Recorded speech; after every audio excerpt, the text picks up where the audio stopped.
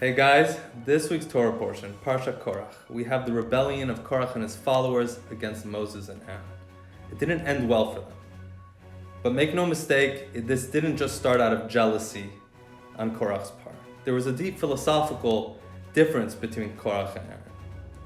Aaron was all about spreading light, bringing spiritual light into the world. He was in charge of lighting the menorah every single day. He inspired his fellow Jews to bring more spirituality into the world.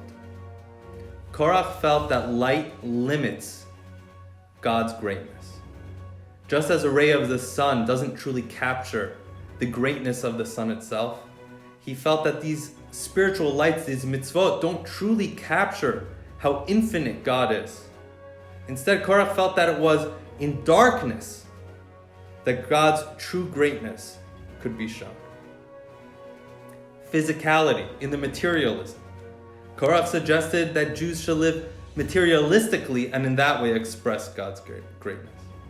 Now, there are a couple things Korach got right. Darkness does have a higher source than light. The physical does have a higher source than the spiritual. But his philosophy was wrong. In order to understand how great the material and physical is, and the darkness is, you need the light. When you have light, when you bring spirituality into the physical world, and you reveal how the physical world around us is truly God's creation, that's when you reveal God's greatness. And that was Korach's mistake. And I want to end off by saying that yesterday was the 3rd of Tammuz, and it marked the 26th anniversary of the passing of the Chabad Rebbe. The Rebbe was somebody whose entire focus was this concept of fusing the spiritual with the physical. The Rebbe knew that living a materialistic life solely would bring one to ruin and destruction.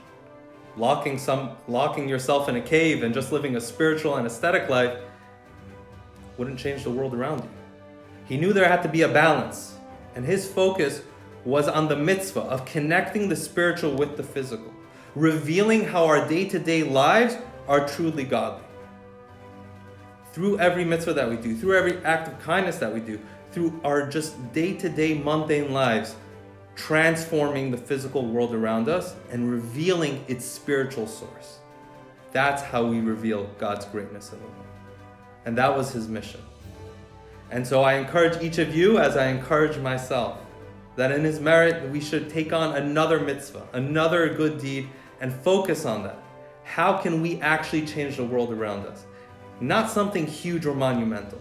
In our day-to-day lives, how can we focus on, wow, this is truly godly. God is ever present in my life. Shabbat Shalom.